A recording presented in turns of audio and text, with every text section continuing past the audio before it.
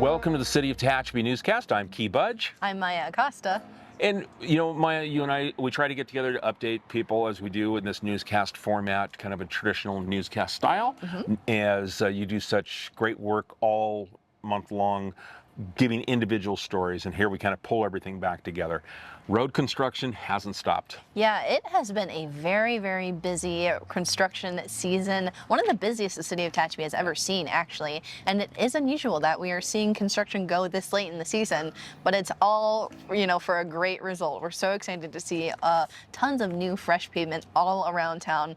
One of those big projects going on right now and nearing its completion is the Valley Boulevard repavement project. So you might have been impacted by some detours, so we first want to thank everybody for your patience and management with taking a different route to work, to school, whatever it may be during those few days of construction. But we are blown away at how quickly that contractor was able to completely grind out the old road, strengthen the base, and repave a beautiful new section of Valley Boulevard between Beach Street and Tucker Road.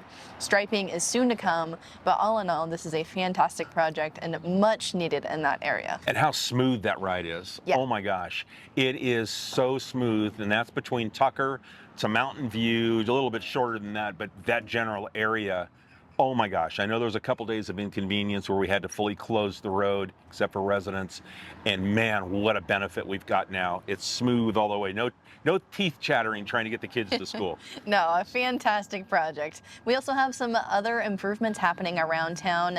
One of those being near the high school at Denison and Pinion. A contractor is widening that intersection and also doing some improvements to the sidewalk and ADA access. So it'll be a great improvement for drivers and pedestrians alike. That project should be wrapping up here throughout the end of the month, but it'll be a great improvement to that area. And then along Tehachapi Boulevard, we've got some drainage improvements that are going to take place with storm drains just to the west of the park and ride. And then we'll also do sidewalks, curb, and gutter along there. So that project will really kind of tighten up the area, give pedestrians a chance to stay on sidewalk, not have to walk into the street to continue walking west or east. So another nice safety improvement. Yeah, and we know that these are all great things happening in town, but Key, we work very closely with Caltrans District 9, and they have a lot of projects in the queue as well. You guys got to meet with Caltrans recently and go over these long-term projects. What are some of the things that we're looking at coming down the road? So we talked about there was multiple projects that are going to take place that are on the planning board that are going to go over the next 5 to 10 years. Most impactful we will see going out to bid in the spring, the Keene pavement project, which is a part of 58 east and westbound. They're going to repave. They're going to add a truck climbing lane, and that will start construction in 2027. So that's about a $250 million commitment from the state of California to start the truck climbing lane project. There's 3 phases. This will be phase 1. They combined it with the repavement project, so we're going to get a new freeway essentially on Highway 58. That again starts in 2027. We also talked about 202. So between where McDonald's is out to Frosty King, the improvement of that area, there's been fatalities over the years. It's been horrible. And Caltrans, we really fought with them to acknowledge the need to widen the road, put in pedestrian and cycling access along that area that allows pedestrian and cyclists to connect from Golden Hills to the city. So now that is being addressed. That's in their planning stage. We probably won't see construction until 2030. It's just the way the system is. There's a lot of major projects. More than $500 million has been committed to infrastructure improvements along Highway 202 and Highway 58 and Highway 14. And when you really get down, it's going to be closer to $1 billion that's going to be spent here. There's going to be some congestion. There's going to be some impact on trying to get places. Those things are all being factored in right now in the planning phase. Caltrans understands the impact.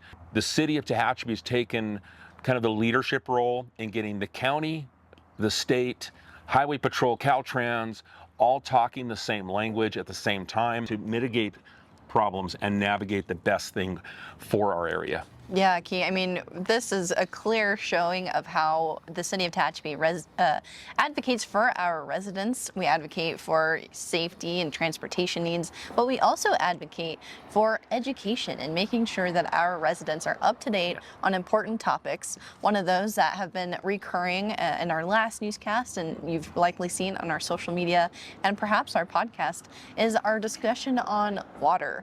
So, Key, where are we at right now, and what are some of the news that we've gotten out about this water dispute? What we've done is we've really made a commitment to talking about the facts, where Tehachapi's water is going, why it's going there, who is profiting, so people understand what we've been asking. The city has been asking for a small amount of water. The unfair distribution of the water, who it's benefiting, the corporate farmer, not the local guy. The local farmer, our wineries, those are not in question. We want to and fully support our local farmer. That's why we host the farmers market every year.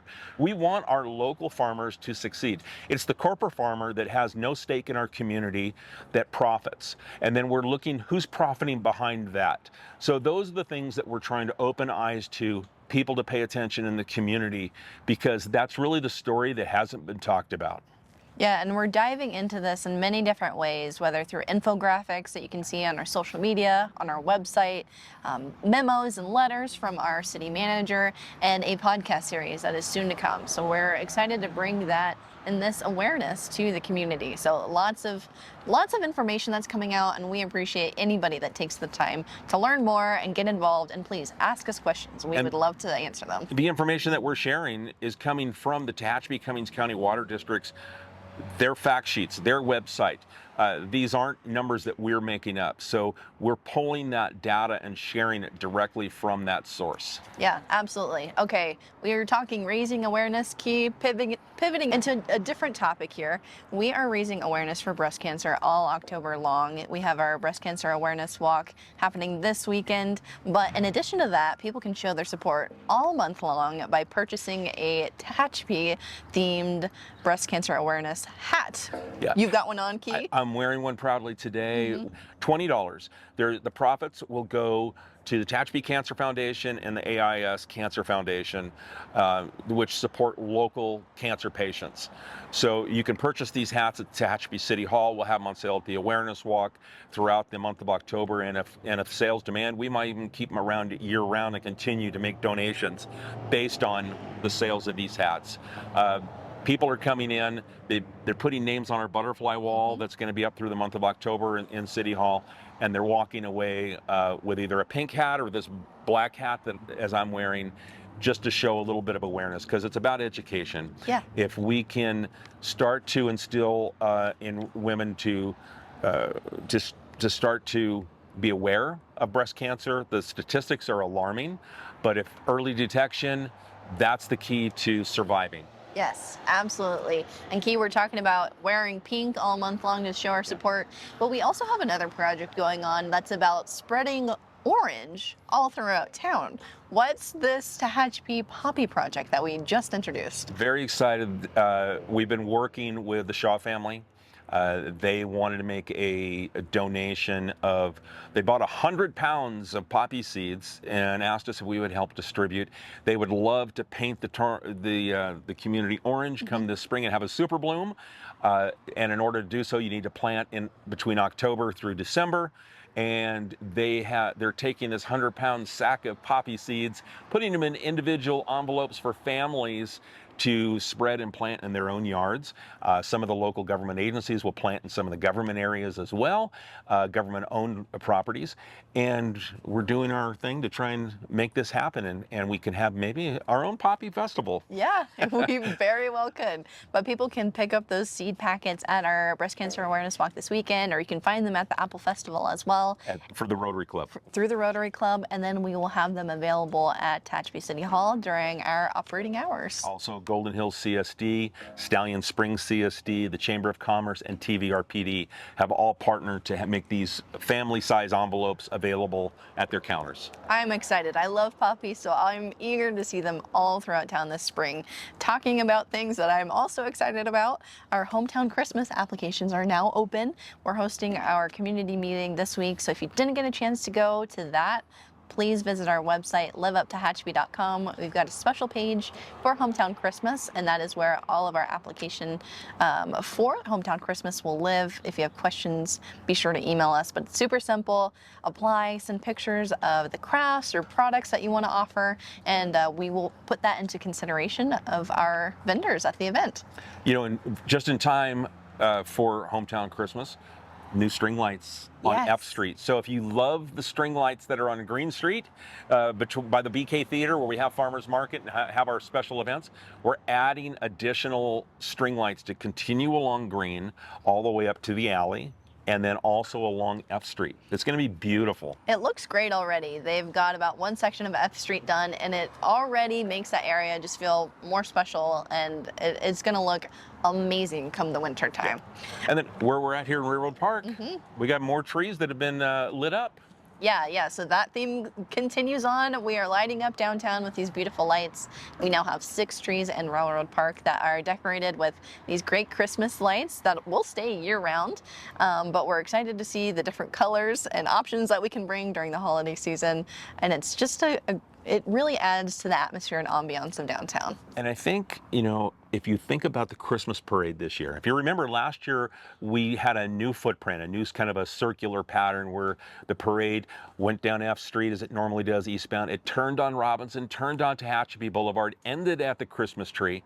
Well, with the lights that are going to be lit up here and the Christmas lights that we're going to add to Railroad Park, this is going to be the spot to be. Oh, yes. We're kind of letting the little secret out. You want to bring the family and park yourselves here on Tehachapi Boulevard to watch the parade. It's going to feel like Christmas. Yep. So I'm just kind of throwing it out there. Think about it. That's where you want to be for the Christmas parade. All right. Right here. We are already excited for the holiday season, and heavy planning is underway to make these events turn out fantastic for our community.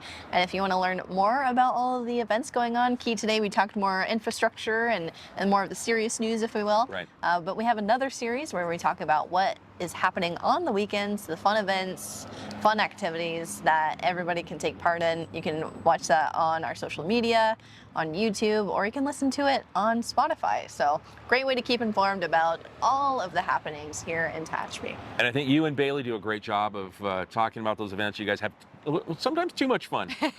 Too much fun. You have a good time. It translates. People are seeing and feel that excitement. I still go back to you guys promoting Thunder on the Mountain, you guys sitting in that classic car. You know, not everyone got to do that. No, I know. Yeah, we were lucky with that, but we love being able to share the news and the fun things happening in our community and to stay up to date on the fun things, the important things, and everything in between. Be sure to follow us on social media, listen to our podcast, available on all streaming services. It's called Tehachapod, and check out our YouTube as well. We've got resources everywhere, and we want everybody to be informed. Well, Maya, I think we've shared quite a bit. Yes, I think so. All right, Key, thank you. Absolutely.